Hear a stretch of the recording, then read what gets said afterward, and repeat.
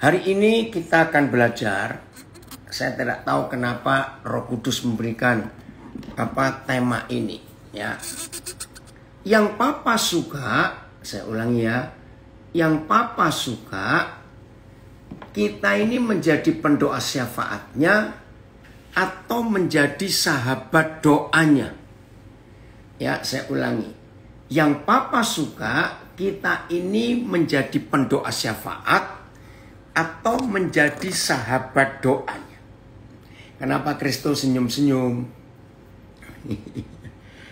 Nah, 90 sekian persen yang gereja ajarkan kita menjadi pendoa syafaat. Bahasa Inggrisnya intercede, itu doa syafaat. Lalu pendoa syafaatnya disebut intercessor, ya, itu pengantara. Musa adalah pendoa syafaat yang pertama yang tertulis di Alkitab. Ketika Israel dihukum karena kejahatannya, lalu Musa itu intercede, menjadi penengah, menjadi mediator antara Tuhan dengan manusia. Wah, itu negosiasinya luar biasa. Nanti kalau sempat ya, kita melihat, wah sudah ada jawaban di Facebook, Instagram, di Zoom juga, menjadi sahabat doanya. Tentu.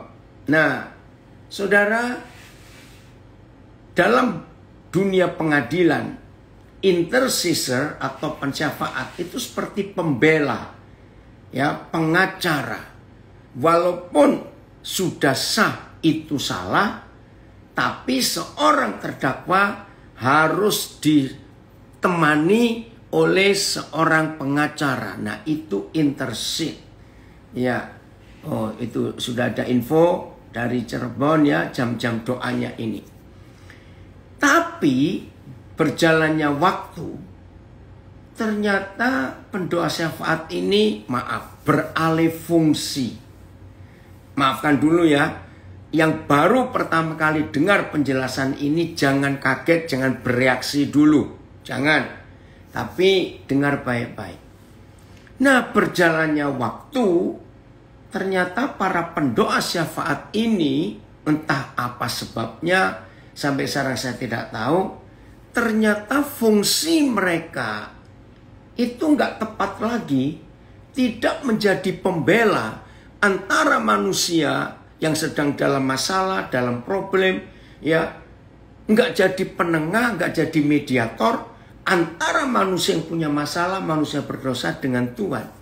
Tetapi berjalannya waktu, para pendoa syafaat ini tidak lebih dari seorang yang suka membentak-bentak Tuhan, suka perintah-perintah Tuhan, suka nyuruh-nyuruh Tuhan. Berjalannya waktu. Dan tidak sedikit di antara para pendoa syafaat itu, dirasuki roh tinggi hati. Mereka merasa lebih dekat kepada Tuhan daripada yang bukan pendoa syafaat. Bahkan ada kelompok-kelompok tertentu, ya, punya konsep begini. Wih, kita ada masalah ini. Ayo panggil pendoa. Suruh pendoa syafaat berdoa. Ya, ayo suruh tanya Tuhan, ini kenapa begini? Maaf. Nah, di beberapa kelompok gereja, pendoa syafaat ini akhirnya tidak lebih daripada diangkat seperti nabi, ya, yang merasa lebih dekat dengan Tuhan. Lalu dikit-dikit panggil pendoa syafaat, suruh tanya Tuhan. Nanti Tuhan bagaimana? Ini enggak semuanya. Nah, maka timbullah sebelum pandemik ini menjamur menara-menara doa. Menjamur. Saudara, bahkan di awal pandemik ada beberapa kota di Pulau Jawa. Saya nggak sebut satu persatu, ada beberapa kota. Ketika COVID ini mulai menyerang, maka beberapa gereja justru kenceng doa syafaatnya.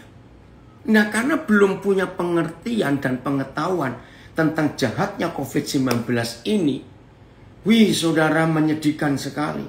Justru di ruang-ruangan doa di mana para pendoa kumpul, itu penularan COVID-nya, klasternya ngeri. Bahkan salah satu anak saya di kota di Jawa Tengah, memang dia pendoa di satu gereja, meninggal gara-gara COVID.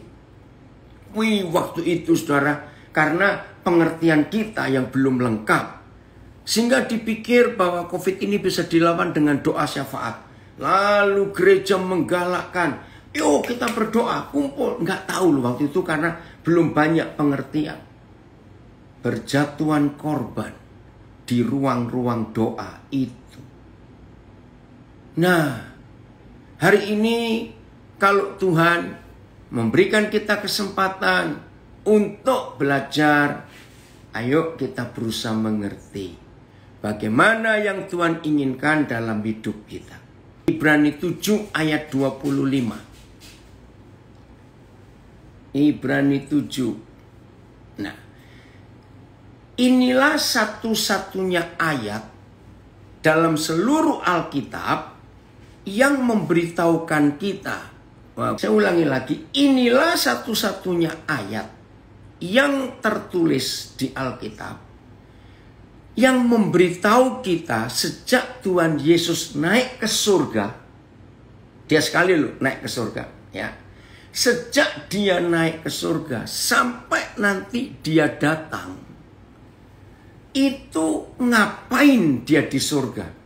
Nah, inilah satu-satunya ayat yang memberitahu kita. Wah, ini keren sekali ayat ini. Karena itu, Yesus sanggup juga menyelamatkan dengan sempurna. Karena itu, Ia sanggup juga. Tuhan Yesus sanggup juga. Sanggup apa? Ini dia. Menyelamatkan dengan sempurna. Berapa orang?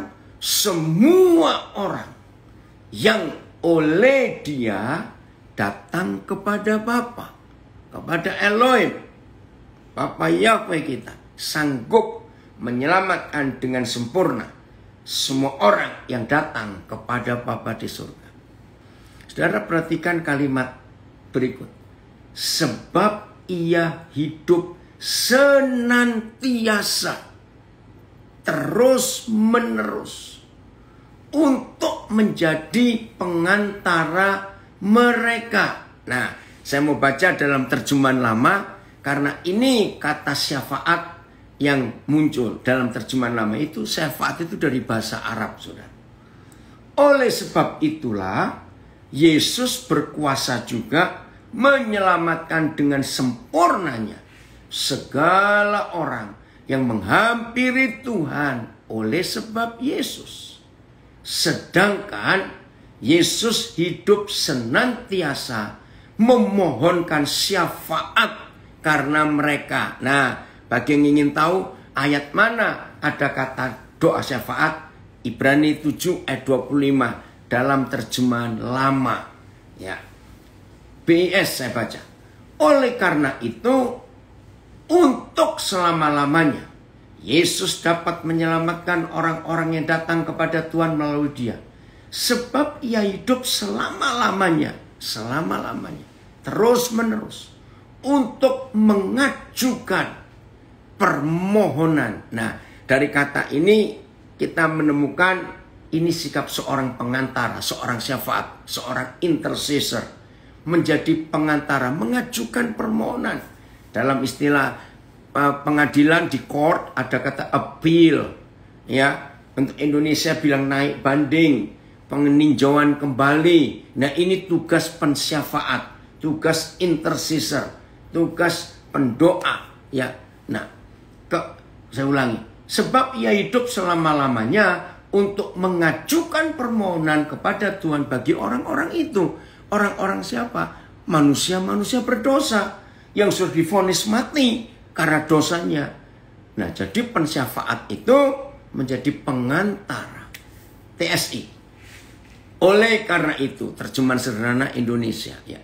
Oleh karena itu, Yesus bisa menyelamatkan dengan sempurna setiap kita yang datang kepada Tuhan melalui Dia.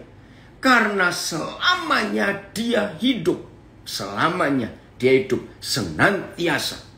Dan selalu siap sedia memohon pertolongan bagi kita kepada Tuhan. Nah, maaf, bagi para pendoa syafaat yang masih punya konsep yang salah, bahwa saudara berhak untuk merintah Tuhan, menyuruh Tuhan. Maaf, hari ini temukan di Ibrani 7 ayat 25. Tidak ada ayat yang menyuruh kita bentak-bentak Tuhan, ya mengajukan PK, peninjauan kembali. Tapi bersyafaat itu artinya menjadi pengantara. Kita harus tahu hukum yang Tuhan tuliskan kepada kita. Jadi nggak cuma Tuhan tolong Tuhan, Tuhan selamatkan suku Madura. Oh Tuhan suku Sunda Tuhan, Tuhan selamatkan. Nggak begitu. Tapi lebih daripada itu, kita menemukan kebenaran yang luar biasa sebagai pensyafaat, yaitu mengajukan banding kepada Tuhan. Nah, nanti kita akan kembali ke situ. Terus, kita ingat peristiwa Getsemani. Ya, saya ulangi, kita ingat peristiwa Getsemani. Ya, perhatikan itu baik-baik. Di Getsemani itu ketika Tuhan Yesus berdoa, saudara masih ingat mengapa dia tidak berdoa sendiri, tetapi dia ngajak Petrus, Yohanes, Yakobus. Ya, perhatikan, aneh itu saudara. Mengapa dia nggak doa sendirian, tapi dia ngajak Petrus, Yohanes, Yakobus untuk menemani berdoa. Nah, bagi beberapa seorang yang belum tahu, coba saudara pikirkan, aneh ya, Tuhan Yesus kok minta teman, minta konco istilah Jawa, ya. Di doanya itu aneh. Nah, saya gabungkan Ibrani 7 ayat 25 dengan Tuhan Yesus doa di Getsemani. Ternyata dia tidak mau doa sendirian. Tidak mau. Saya akan berikan beberapa kesaksian. Ya, nanti saudara juga bisa ingat, pasti ada yang di antara kita pernah mengalami hal seperti ini. Karena Tuhan Yesus sejak naik ke surga sampai nanti dia datang kembali, itu satu-satunya pekerjaan yang dia lakukan. Nah, ada beberapa pengkhotbah yang mengatakan, dia itu memuji-muji apa bersama para malaikat. Maaf, itu nggak ada ayatnya. Oh, dia menyiapkan rumah buat murid-muridnya. Maaf, itu salah tafsir. Tapi yang tertulis ya ini, dia di surga sambil menunggu datang kembali kedua kalinya. Ternyata dia itu menjadi pensyafaat. Ya, sejak dia naik ke surga, senantiasa, jangan lupa kata senantiasa ini. Jadi di surga itu dia menjadi pensyafaat. Siapa yang dia intercede, siapa yang dia bela, ya orang-orang berdosa termasuk kita dulu. Sebelum kita percaya kepada Tuhan Yesus, maka Tuhan Yesus berdoa untuk kita. Nah, waktu dia berdoa untuk kita kepada Bapa, dia mencari sahabat doa untuk menyuruh sahabat doanya yang di dunia ini mencari saudara dan mencari saya. Waktu saya ditemukan oleh Tuhan Yesus tanggal 20 Agustus tahun 70, itu lewat seorang guru namanya Ibu Evi. Kalau nggak salah dia masih ada, sudah uzur, sudah lanjut usia. Maka itu dia senang ketika dia melayani saya, lalu dia menyuruh saya ketemu satu acara, lalu saya diselamatkan, lalu saya jadi hamba Tuhan. Wah, ini mantan guru saya itu bangga sekali. Ketika dia tahu saya jadi hamba Tuhan, dia bangga. Nah, jadi ada yang disuruh untuk menemui, entah dengan cara bagaimana. Saya pernah ketemu Cindy Jacob. Ya, Cindy Jacob itu seorang hamba Tuhan. Dia disebut jenderal. Ya, jenderal pendoa di Amerika. Saya ketemu pertama kali tahun 93 di Seoul, Korea Selatan. Ya. Nah, dalam pertemuan itu dia memberi kesaksian yang luar biasa. Karena dia pendoa syafaat, maka tengah malam dia lagi tidur nyenyak sekali.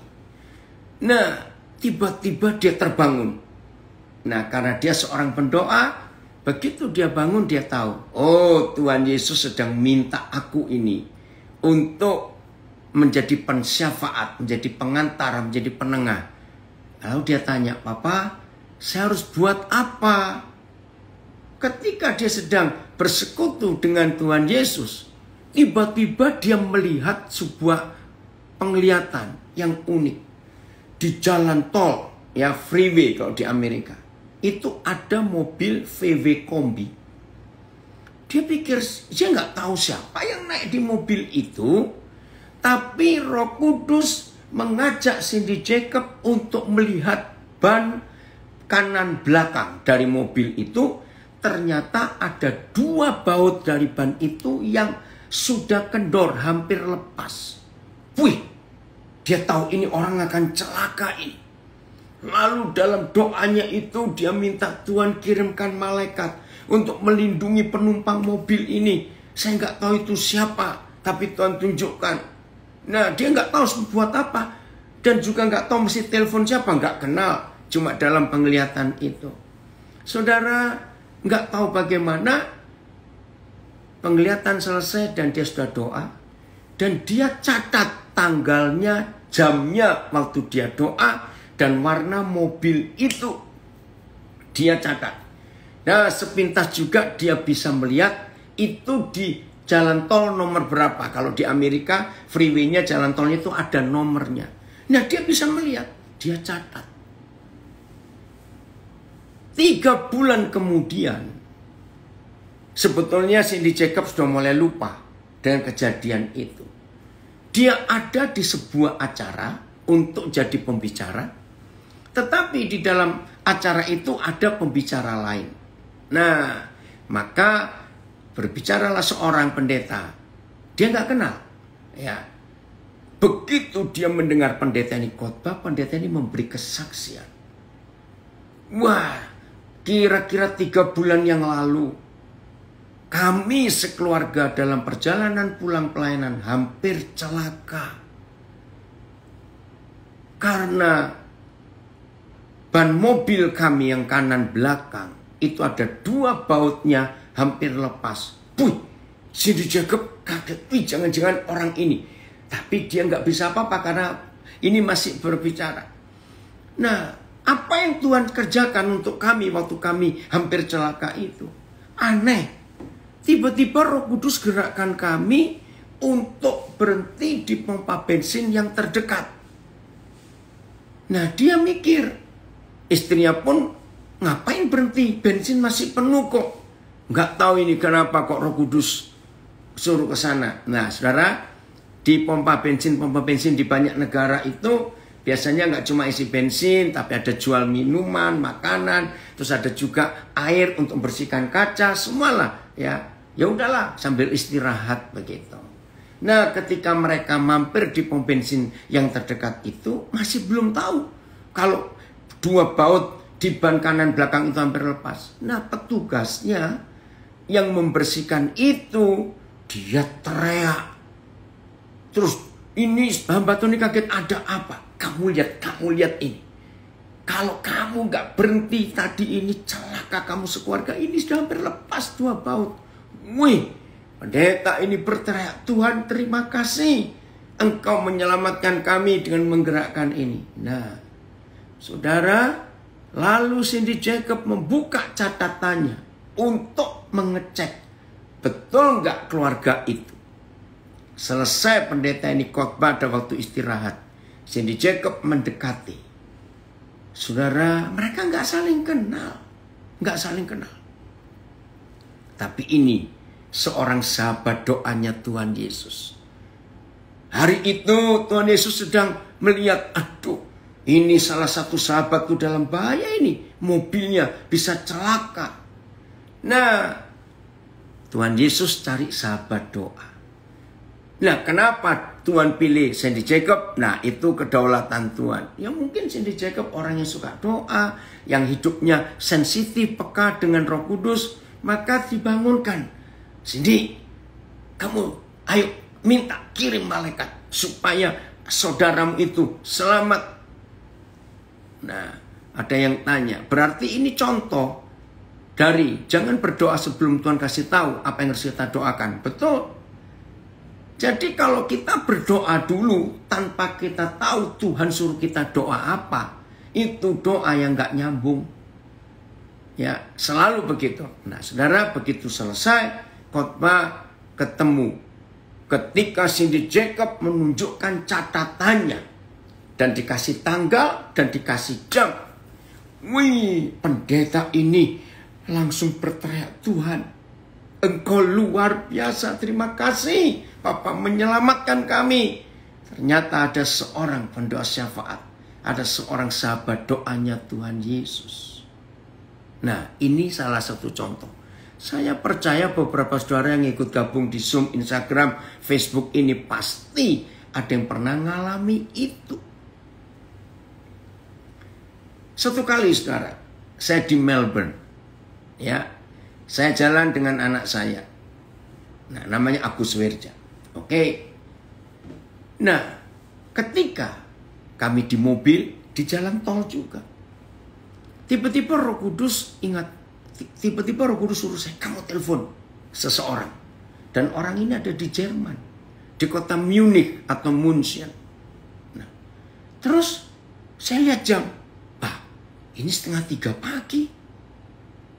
Masa telepon orang 2:30 subuh? Karena Roh Kudus, ya udah. Saya langsung telepon. Dan anehnya lagi, Roh Kudus bilang, kamu speaker ya? Saya pikir ngapain speaker? Ya udah, saya ikut saja. Begitu telepon saya sambung ke sana pakai speaker, begitu halo, menjerit orang ini saudara. Kenapa? Dia sebut nama saya, telepon ke sini. Ya nggak tahu. Justru minta maaf ini 2:30 subuh telepon kamu, maaf. Enggak. Nangis saudara. Loh, saya bingung kenapa nangisnya kenceng. Menangis betul. Nah, kedengaran dengan yang nyupir ini, mbak mobil ini. Kok tiba-tiba nangis seperti itu? Lalu kalimat pertama, saya nggak bisa tanya karena dia masih nangis. Kalau kamu nggak telepon, aku mati. Loh, ada apa? Aku sudah siap-siap bunuh diri ini. Dia menggunakan satu cara. Hah? Wih, kaget saudara. Mau bunuh diri kenapa? Oh, dia cerita. Nah, saya masih konsentrasi dengan yang telepon ini. Saya merasa, ini mobil kok minggir. Terus saya noleh kepada yang nyopir. Kenapa? Wih, ini yang nyetir itu betul-betul gemeter, minggir saudara. Ya udah, dia minggir, saya masih ngomong dengan telepon ini. Ya udah, akhirnya saya ngomong sesuatu menguatkan dia. Wih, Tuhan tuh baik sekali. Saudara, ternyata yang nyopir ini ikut shock. Hah? Nggak ada apa-apa, tiba-tiba begini.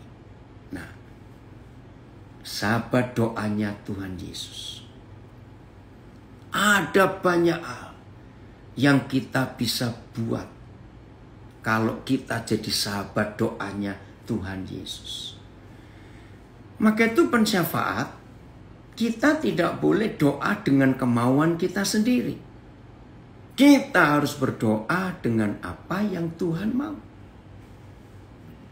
tiba-tiba ada seorang, salah satu anak rohani saya, itu memberitahu, Pak, kasihan Pak, kasihan. Apanya yang kasihan? Ada orang ini Pak, dia itu nggak salah ditabrak orang, hancur kepalanya, sampai matanya buta. Karena apa itu, tempurung mata ini hancur juga. Ini rahangnya itu patah, bukan dari patah di sini, tapi dari hidung terus sampai ke bawah. Saya dengar itu, tapi nggak kenal.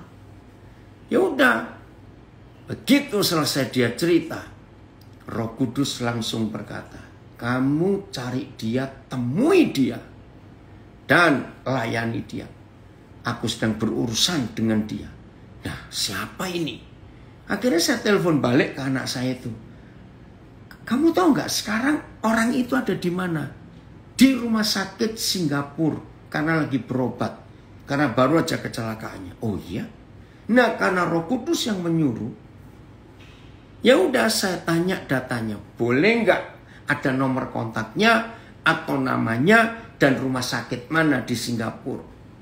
Saya hanya punya waktu 2 malam 3 hari yang free, yang kosong. Ya udah, saya cari tiket, bayar sendiri lu saudara, nggak kenal kok, gitu ya, maaf. Saya cari penginapan di sana.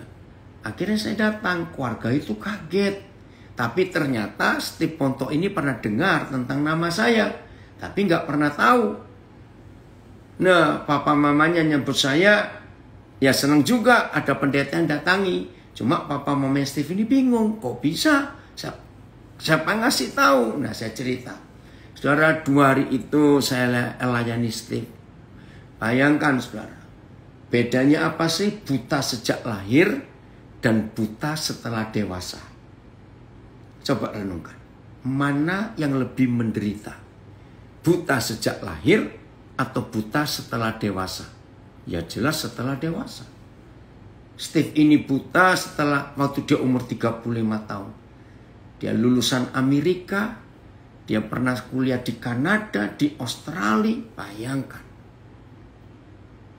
Nah, waktu ketemu itu Roh Kudus memberitahu satu kalimat yang saya tinggalkan kepada dia sebelum saya balik ke Indonesia dari Singapura. Steve, Tuhan ingin memakai kamu untuk balas dendam kepada iblis. Dia bingung, bagaimana caranya, aku buta nggak bisa apa-apa. Justru kesaksian hidupmu itu akan membuat setan itu marah, karena kamu akan dipakai Tuhan nolong banyak orang.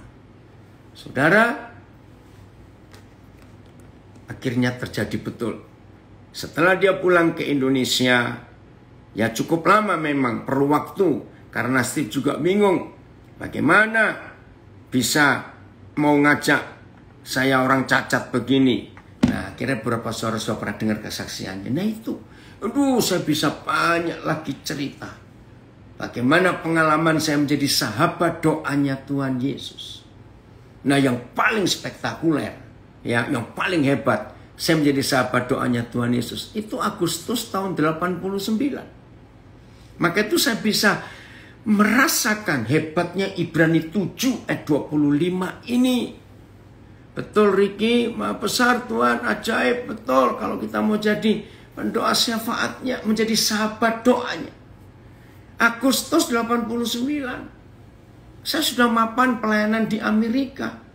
Waktu itu saya ada di kota Pasadena, California, di rumahnya pendeta Di Sutanto. Saya nginap di sana.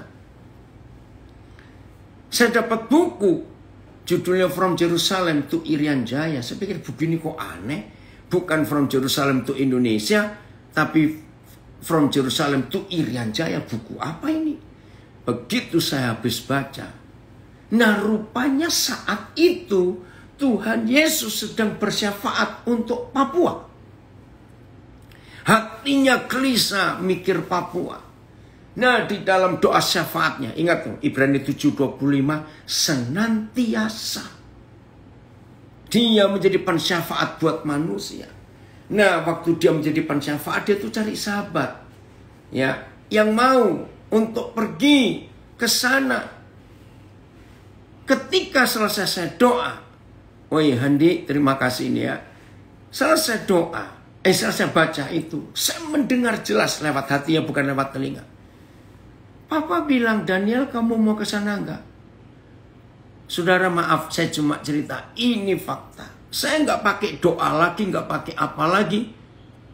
Langsung kata pertama, setelah saya tahu Papa menyuruh saya ke Irian, namanya Irian waktu itu, saya cuma keluarkan satu kata, kapan? Saya siap untuk berangkat, kapan?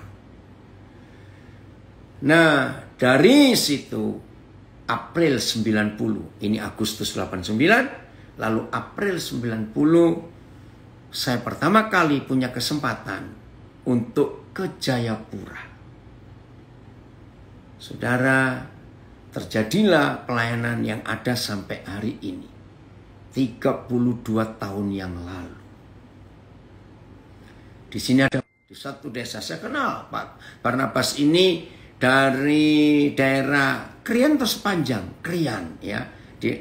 Pas pintu masuk Mojokerto. Nah, ketika Tuhan panggil Pak Barnabas, nggak tahu bagaimana semua kami timnya, teman-teman itu heran juga, dapat beban untuk ke Kabupaten Nganjuk, Desa Ngeluyu ya Bas, Kecamatan Lengkong Lor kalau saya nggak salah, betul ya? Ngeluyu, Kecamatan Lengkong Lor, itu di hutan jati, belum ada listrik waktu itu, mobil aja nggak ada sampai ke desa itu. Tuhan pakai dia. Nah saudara, setelah kita tahu beberapa contoh kesaksian ini, hari ini kita mengetahui, ternyata Papa lebih suka kita ini menjadi sahabat doanya daripada menjadi pendoa syafaat. Karena yang berdoa syafaat sudah Tuhan Yesus. Untuk mensyafaatkan, untuk intercede seluruh manusia berdosa di seluruh dunia ini. Lalu kalau kita berani mengajukan diri, pakai aku Tuhan, nah sekarang tergantung Tuhan Yesus sedang punya beban untuk suku apa, pulau apa, kota mana, daerah mana, nanti Tuhan yang akan menunjuk. Ini dia. Oh, ada kesaksian ini ya. Dari Bandung. Saya baca ya dulu ya, sebentar. Apa ini dari Pak Guru dari Bandung. Wow, benar ya Pak. Kalau doa yang diawali dari surga akan hadir di bumi dan kembali ke surga lewat sahabat doanya Tuhan Yesus. Terima kasih nak, hebat sekali. Saya mau baca ya. Ini komen dari seorang guru anak saya dari Bandung, Sony Karunde. Wow, benar ya Pak. Kalau doa yang diawali dari surga akan hadir di bumi dan kembali ke surga lewat sahabat doanya Tuhan Yesus. Wih, merinding saya baca ini. Betul, Son. Nah, daripada kita doa cuma bentak-bentak Tuhan, merintah-perintah Tuhan, teriak-teriak Tuhan, nunjuk-nunjuk Tuhan, lebih baik kita jadi sahabat doanya. Lalu kita pergi kemana dia suruh. Ini dia. Maka itu dalam hidup dari Munich hadir. Ya, Guten Abend, Yuli. Ya. Jadi kalau Tuhan menemui kita sebagai sahabat doanya, wah luar biasa. Kisah Rasul, pasal yang ke-8. Kisah Rasul 8. Nah ini sahabat doa itu seperti ini. Yang tentang Filipus. Nah ini ada Filipus juga ya. Yang tiba-tiba dia lagi santai. Tahu-tahu disuruh Tuhan, ada malaikat datang untuk menuju ke jalan yang sunyi. Ya, ayat berapa itu? Maaf, Kisah Rasul 8. Kita lihat ini Kisah Rasul 8. Ini ya, ayat, ya ini dia, ayat 26. Ya, ayat 26. Ini luar biasa. Ada yang tanya di Instagram, saya baca dulu. Pastor, orang seperti apakah yang ditunjuk sebagai sahabat doa Tuhan Yesus? Nah, pertanyaan bagus. Saya akan terangkan. Ya, tapi kalau sudah ditanya dulu, saya akan jawab. Pastor, orang seperti apakah yang ditunjuk sebagai sahabat doa Tuhan Yesus? Saya jawab, orang yang gak egois dan yang gak pelit. Catat itu. Bukan orang rohani yang rajin doa puasa yang akan dipilih jadi pendoa, menjadi sahabat doa. Saya ulangi, yang bisa Tuhan pilih, ya karena pertanyaannya, Pastor, orang seperti apakah yang ditunjuk sebagai sahabat doa Tuhan Yesus? Catat, orang yang gak egois dan yang gak pelit. Karena sahabat doa Yesus ini bisa diperintah. Lihat Cindy Jacob, tengah malam dibangunkan. Dan banyak lagi kesaksian. Terus, bagaimana kalau tidak aware, kalau ditunjuk? Nah, pertanyaannya kebalik. Justru kalau orang itu tidak aware, tidak peka, tidak sensitif, Tuhan gak akan ngajak jadi sahabat doanya. Sebab orang kayak begitu suka membantah Tuhan. Dan alasannya sejuta alasan. Gak mau disuruh, alasannya macam-macam. Maka itu sediakan hati lebih dulu. Ketika kita bisa sediakan hati, Tuhan membaca. Mau dibangunkan jam berapa, mau disuruh kemana. Seperti tadi, saya disuruh ke Singapura untuk orang saya nggak kenal. Nah, saya berangkat, saya nggak pelit, saya nggak egois, saya punya waktu, saya bagikan. Ya, jadi kalau orang itu egois, pelit, nggak akan diajak Tuhan. Ditoleh aja nggak, apalagi diajak ngomong, nggak. Dengar baik-baik. Oke ya? Saya lanjutkan. Kemudian berkatalah seorang malaikat Yahweh kepada Filipus. Nah, ini Filipus lagi santai, saudara. Nggak ngerjain apa-apa. Tiba-tiba Tuhan Yesus sedang mikir.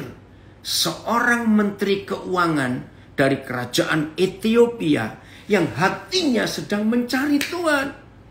Saya ulangi. Seorang menteri keuangan dari kerajaan Ethiopia, bendahara negara ya, sedang mencari Tuhan ke Yerusalem. Nah, Filipus sudah siap, disuruh apa saja, ya. Kemudian berkatalah seorang malaikat Yahweh kepada Filipus, katanya, bangunlah. Nah, disuruh, bangunlah. Berangkatlah ke sebelah selatan, menurut jalan yang turun dari Yerusalem ke Gaza. Teliti Tuhan. Jalan itu jalan yang sunyi. Ya udah. Terus ayat 27. Filipus berangkat. Nggak pakai tanya macam-macam. Nggak bilang ongkosnya gimana Tuhan. Ongkos dulu. Cari duit aja. Maaf ya. Lalu berangkatlah Filipus. Tepat seperti yang dia dengar malaikat itu bicara. Adalah seorang Ethiopia. Seorang sida-sida. Menteri keuangannya pembesar. Dan kepala perbendaraan Sri Kandake. Ini Raja Ethiopia.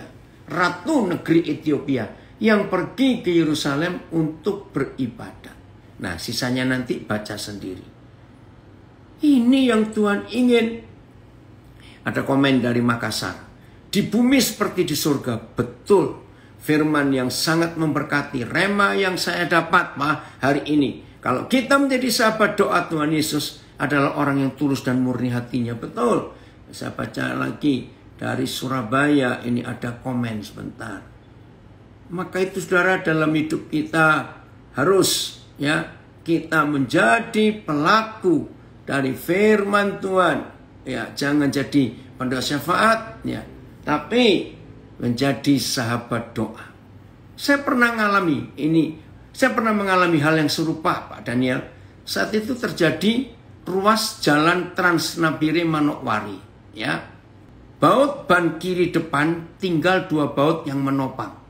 Saya berhenti sejenak karena saya merasa ada sesuatu yang ganjal di mobil.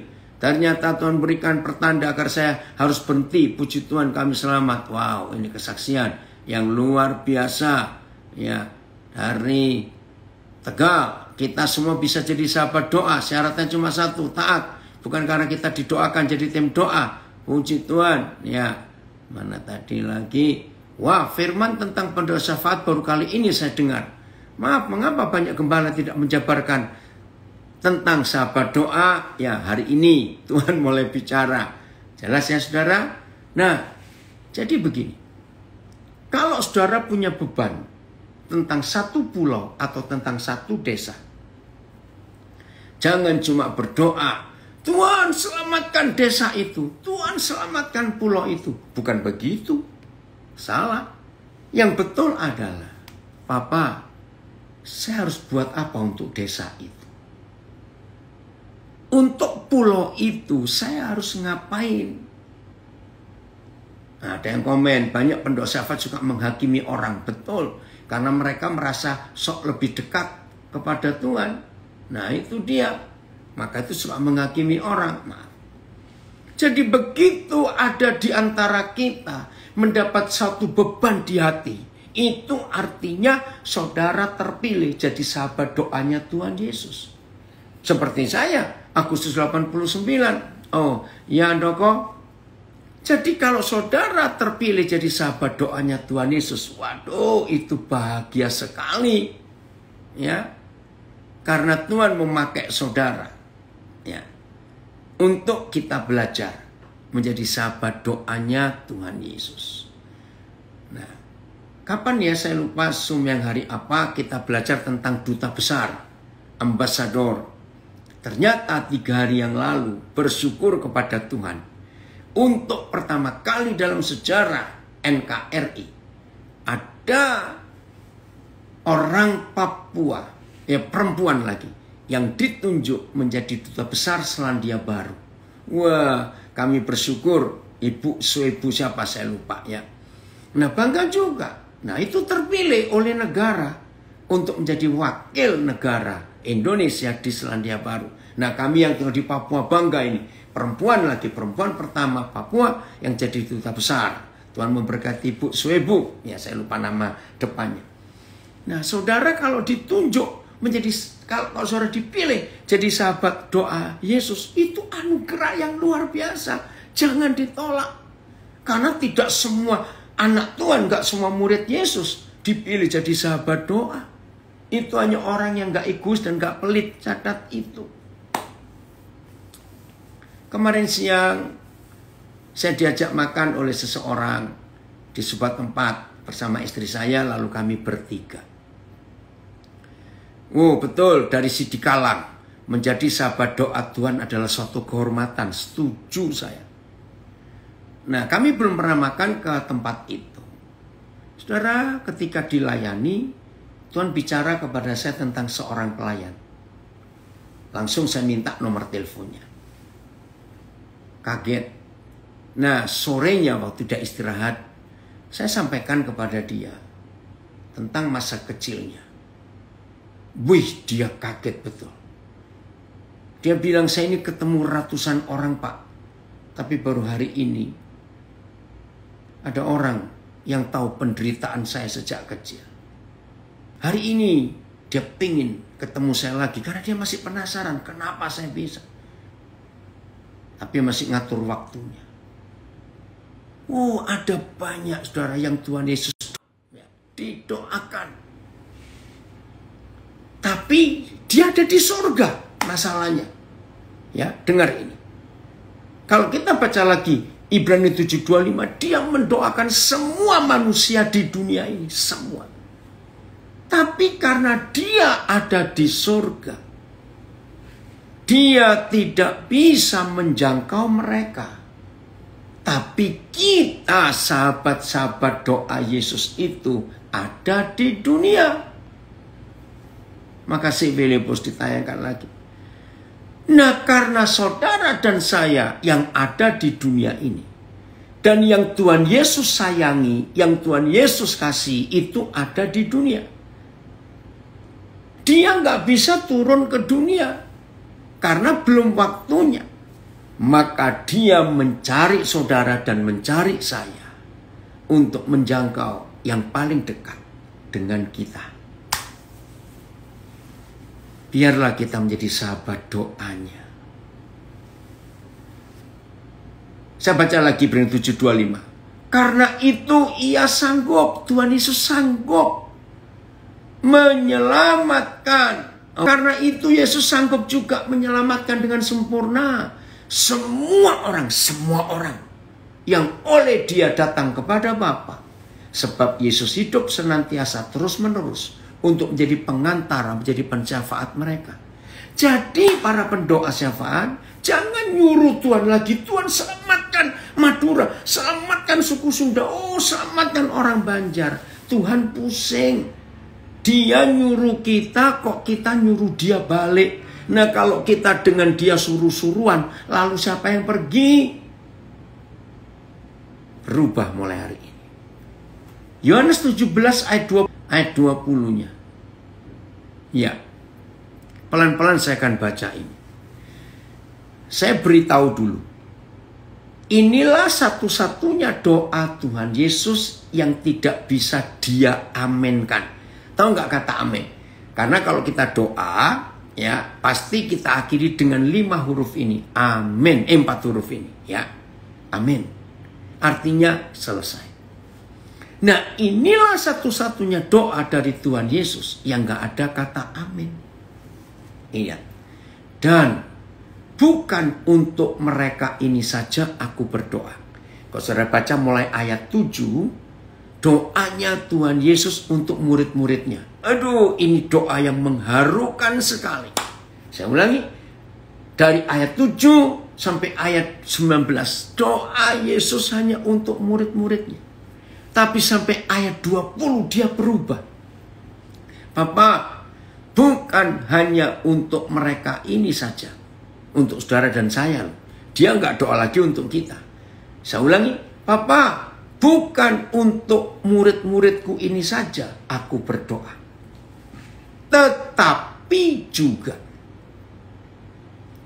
untuk orang-orang. Saudara perhatikan. Tetapi juga aku berdoa untuk orang-orang yang akan, jadi belum, percaya kepadaku. Hubungkan ini dengan Ibrani 7:25. Yang akan percaya kepadaku oleh pemberitaan mereka. Siapa mereka di sini? Nah, kita. Terima kasih Tuhan yang perlu kita untuk menjadi rekan sekerjanya, betul. Wah, luar biasa. Papa, saya harus buat apa untuk Melika karena kankernya? Betul Pak Andreas. Tuhan akan jadikan Pak Andreas sahabat doanya Yesus untuk seorang warga binaan narapidana ini yang kena kanker. Luar biasa. Jadi begini, setelah Tuhan Yesus berdoa untuk saudara dan saya, kepada Bapa, dia menjadi pensyafaat kita, dia intercede kita, dia menjadi pembela kita, orang-orang berdosa, dan kita diselamatkan. Ternyata Tuhan Yesus gak cuma doa untuk kebaikan kita, keselamatan kita, tetapi dia juga berdoa untuk orang-orang yang ada di sekitar kita yang belum percaya Yesus. Nah, untuk orang-orang itu diselamatkan, Tuhan Yesus perlu saudara dan perlu saya. Tuhan tolong kami untuk kami mengerti hatimu dalam nama Yesus. Ini doa yang belum amin.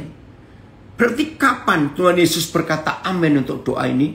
Setelah tidak lagi ada satupun orang di dunia yang belum pernah dengar tentang namanya yang menyelamatkan itu. Ya Tuhan, ampuni kami. Betapa jahatnya dan egoisnya kita yang sering berkata, aku gak punya waktu. Bertobat, saudara. Wih.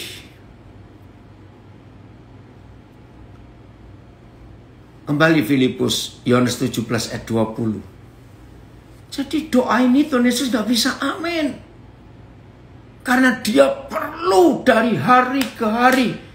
Sebanyak-banyaknya sahabat doanya Yesus. Karena hatinya masih menangis melihat sekian miliar manusia di dunia belum percaya Yesus. Saya baca dulu ya. Dan bukan untuk mereka ini saja aku berdoa, tetapi juga untuk orang-orang yang percaya kepadaku oleh pemberitaan saudara dan saya kepada orang-orang itu. Yang di Zoom tadi baru baca satu komen chatting dari seorang namanya Arya Alexander. Memang. Oh, ada yang tanya, maaf Pak Pendeta, apa arti bertobat? Bertobat itu berbalik arah. Ya, saya jawab dulu yang tanya di Facebook. Bertobat itu berbalik arah. Jadi kalau ada orang berjalan ke arah neraka, dan seperti doanya Tuhan Yesus, kita harus mencegah mereka untuk berjalan ke neraka dan ajak balik jalan ke surga. Itu ya yang bertanya di Facebook. Oke, saya ceritakan tentang Ari ini. Ari, coba kamu tulis. Papa lupa tahunnya, cuma Papa nggak akan lupa tanggalnya. 30 Juni. Tolong Ari kamu chatting tahun berapa? 2000 berapa? Bersama dengan rekan sahabat saya, orang hebat, Pak Pendeta Eliezer Edo Odo dari Nabire. Kami, 2018 nak, makasih. Kami diundang ke suatu desa. Namanya lucu, Desa Sungai Nyamuk. Nah, itu seumur-umur saya baru dengar itu ada desa Sungai Nyamuk. Saya tanya, di mana itu? Oh, Bapak harus naik pesawat turun Banjarmasin. Oke. Dari Banjarmasin kemana? Bapak harus charter mobil. Ya, ke arah Batu Licin.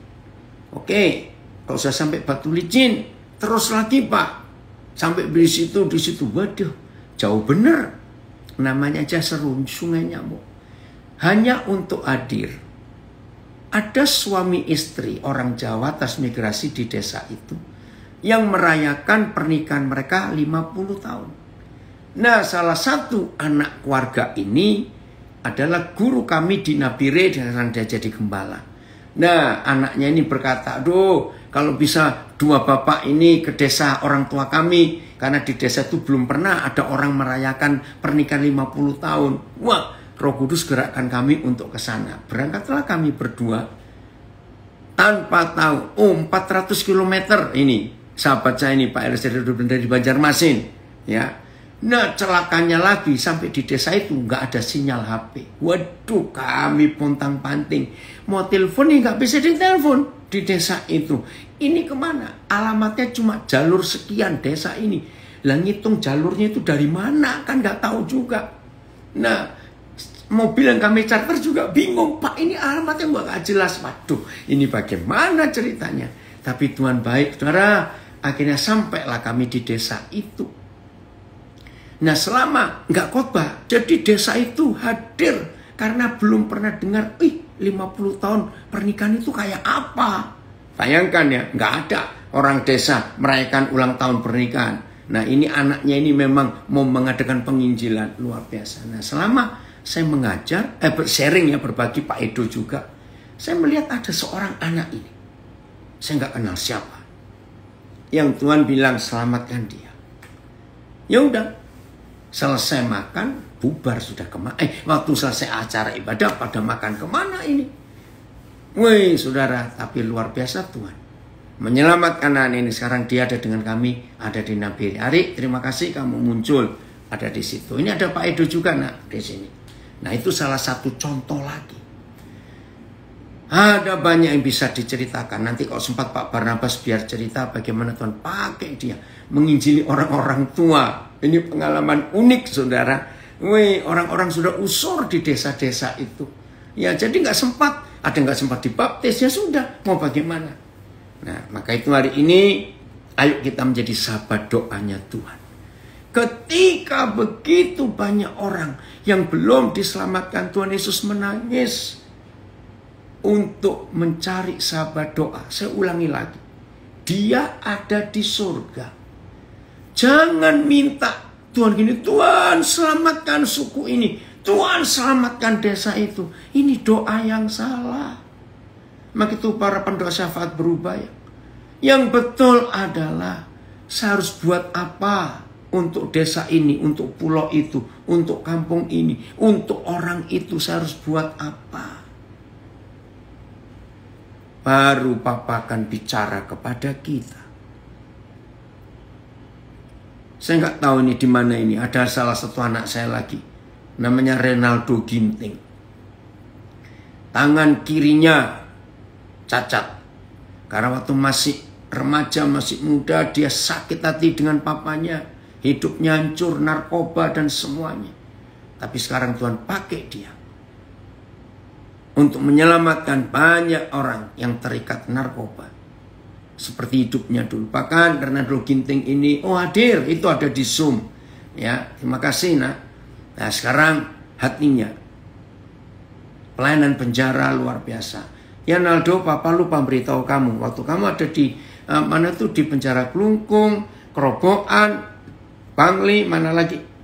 Kamu tawarin nggak mereka untuk gabung di Zoom setiap Senin, Rabu, Jumat? Seperti sebentar lagi ini, jam 9 WIB, ya kita akan kumpul lagi dengan beberapa saudara kita, warga binaan dari sekian belas LP di Indonesia ini.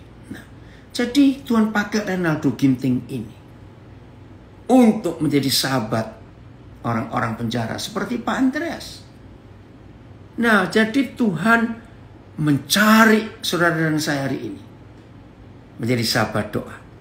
Izinkan di bagian terakhir ini saya ngomong kalimat ini ya, jangan tersinggung. Tapi ini sebuah panggilan. Begini. Terima kasih Yuda, ini sahabat saya sejak tahun 70-an yang lalu. Doa, ya D, singkatannya dialog. Orang A dengan Allah. Puji Tuhan Yuda, hadir juga. Nah, jadi begini ya, bagian terakhir saya ngomong begini.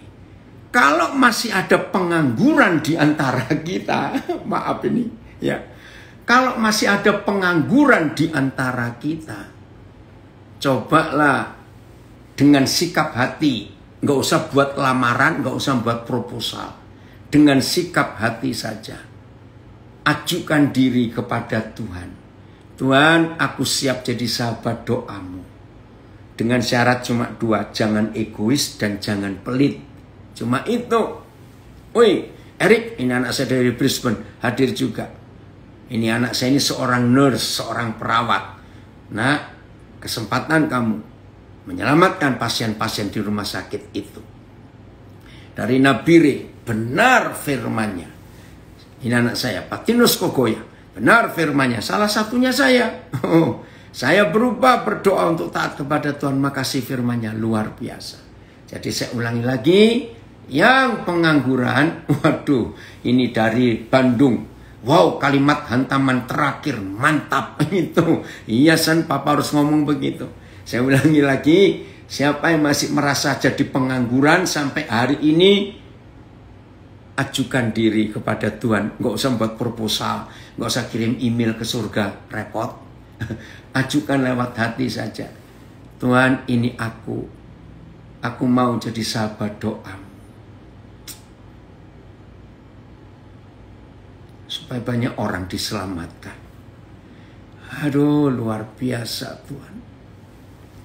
Betul, dari Surabaya, pendoa syafaat itu sang pembela bagi semua orang berdosa. Tuhan mencari sahabat doa di bumi ini untuk menyelamatkan orang-orang yang belum pernah mendengar namanya. Tuhan, saya mau jadi sahabat doamu.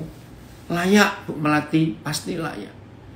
Banyak yang ngomong, Tuhan ini aku mau jadi sahabat doa. Wow, hari ini lamaran memenuhi surga, menjadi sahabat doa. Ayo saudara, siapkan diri kita untuk jadi berkat. Maka itu lagi sekali, jangan egois dan jangan pelit. Jangan sibuk hanya ngurusin jerawat cuma 1, engkau urusin 3 bulan, maaf. Jangan sibuk hanya ngurusin alis yang cuma 2 ler istilahnya. Sudahlah, ayo kita sibuk urusan yang lain. Yang jadi sahabat duit itu pasti pelit. Nggak bisa jadi sahabat doa. Amin, saya mau jadi sahabat doa Tuhan. Luar biasa. Haleluya. Benar saudara, ayo kita mengajukan diri ini. Pakai aku Tuhan. Maka itu saya suka salah satu lagu, jadikan aku bait sucimu, yang jadi sahabat doa ya. Itu luar biasa. Tuhan pakai kita untuk jadi berkat. Biarlah Roh Kudus menolong kita untuk kita bisa menjadi sahabat doanya Yesus hari ini. Terima kasih Bapak. Harus lebih katanya ya. Sebentar, ini ada yang aku harus lebih lagi dalam doa syafaat. Terima kasih Koden ya, saudara kita. Benar, keselamatan menyelamatkan pasien-pasien di Melbourne. Ini Erik, ada saudaramu ini komen.